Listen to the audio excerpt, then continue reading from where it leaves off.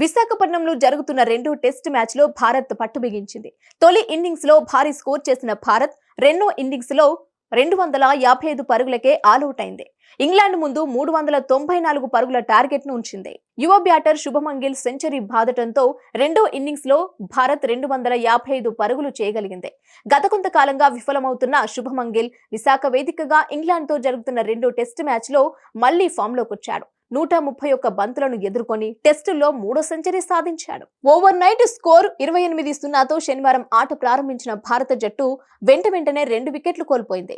Captain Rohit Sharma 13 పరుగులు జోడించి out అయ్యాడు.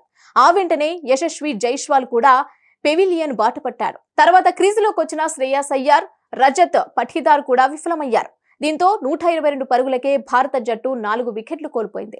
ఈ దశలో శుభమన్ గిల్, అక్షర్ పటేల్ తో కలిసి స్కోర్ బోర్డ్ ను పరిగెత్తించాడు. ఇటీవలి కాలంలో జరిగిన టెస్టు మ్యాచ్లలో గిల్ ప్రదర్శన బాలేదు.